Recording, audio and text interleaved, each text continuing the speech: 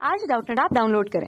Doubtnut पर अपने सभी गणित, रसायन विज्ञान, भौतिक विज्ञान और जीव विज्ञान के डाउट्स का करो सफाया। बस प्रश्न की फोटो खींचो, एक ही प्रश्न को क्रॉप करो और तुरंत वीडियो सोल्यूशन पाओ। अभी डाउनलोड करें। हेलो दोस्तों, हमारा प्रश्न है आवर्ती मॉडुलन में क्या परिवर्तित होता है। आवर्ती मॉडुलन में मॉडुलन की गहराई से क्या तात्पर्य है। ठीक है, तो देखिए यहाँ पे क्या बोला जा रहा है कि आवर्ती मॉडुलन। तो सबसे पहले तो मॉडुलन समझते हैं कि क्या होता है। तो क्या होता है कि जब हमें कोई संदेश संकेत को क्या करना होता है, संप्रेषित करना होता है दूर तक। ठीक है, तो हमें मॉडुलन की आवश्यकता होती है। ठीक है, तो देखिए यहाँ पे अगर मान लीजिए कि ये क्या है, हमारा संदेश संकेत है। ठीक है, संदेश संकेत की जो आवृत्ति होती है वो काफ़ी निम्न होती है, वह काफ़ी कम होती है, इसीलिए इसे दूर तक संचरित नहीं किया जा सकता। ठीक है, तो इसीलिए क्या करते हैं, हम एक वाहक तरंग लेते हैं और इस वाहक तरंग की जो आवृत्ति होती है वो काफ़ी अधिक होती है किसके तुलना में, संदेश संकेत की तुलना में। ठीक है, लगभग जो इसकी आवृत्ति होती है वो मेगाहर्ट्ज के कोटि की होती है। ठीक है, तो इस वाहक तरंग का क्या करते हैं, अध्यारोपण करते हैं संदेश संकेत के साथ, और अध्यारोपण की जो ये प्रक्रिया होती है यही क्या कहलाती है, मॉडुलन कहलाती है। ठीक है, तो अब जो अध्यारोपित होने के बाद जो हमें परिणामी तरंग मिलती है, तो जो हमारा संदेश संकेत या फिर इसे हम क्या कहते हैं, मॉडुलक संकेत।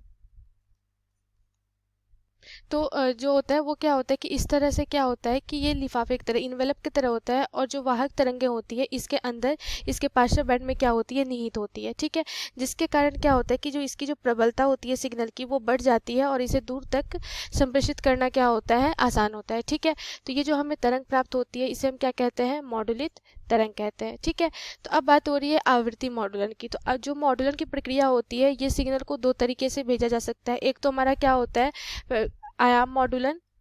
ठीक है, और दूसरा क्या होता है, आवृत्ति मॉडुलन। तो आवृत्ति मॉडुलन में देखिए होता है क्या है कि जो वाहक तरंग जो यहाँ पे आप देख रहे हो, ठीक है, ये वाहक तरंग जो होती है इसकी जो आवृत्ति होती है, वाहक तरंग की जो आवृत्ति होती है वो क्या होती है, परिवर्तित होती है। परिवर्तित होती है किसके अनुसार, ये परिवर्तित होती है मॉडुलक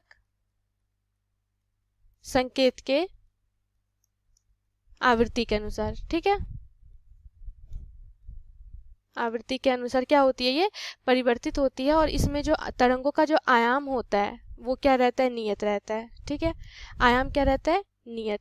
तो इस प्रकार की जो मॉडुलन होती है जिसमें क्या हो, वाहक तरंग अपनी आवृत्ति को मॉडुलक तरंग के आवृत्ति के अनुसार बदले, ये क्या कहलाती है, आवृत्ति मॉडुलन कहलाती है। तो हम इससे पूछा जा रहा है कि आवृत्ति मॉडुलन में क्या परिवर्तित होता है, तो हम क्या लिखेंगे, क्या परिवर्तित होता है हमारा, तो आवृत्ति। ठीक है, किसकी आवृत्ति, वाहक तरंग की, वाहक तरंग की आवृत्ति। ठीक है, तो ये तो हो गया हमारा पहले पार्ट का आंसर।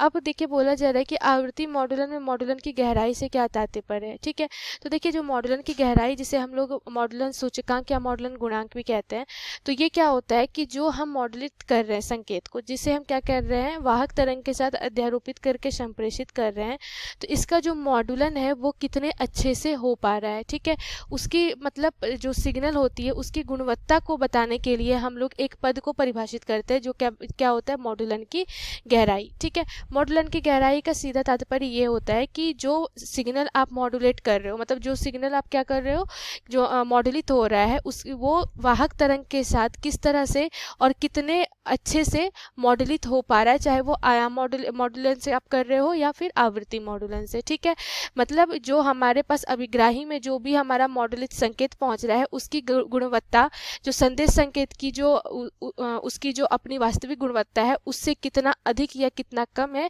इसकी जानकारी हमें क्या देती है, मॉडुलन की गहराई। धन्यवाद। कक्षा 6 से 12वीं से लेकर नीट, IIT, JEE वो एडवांस के लेवल तक 1 करोड़ से ज्यादा छात्रों का भरोसा। आज ही डाउनलोड करें डाउटनेट ऐप या व्हाट्सएप करें अपने सारे डाउट्स 8400 400 400 पर।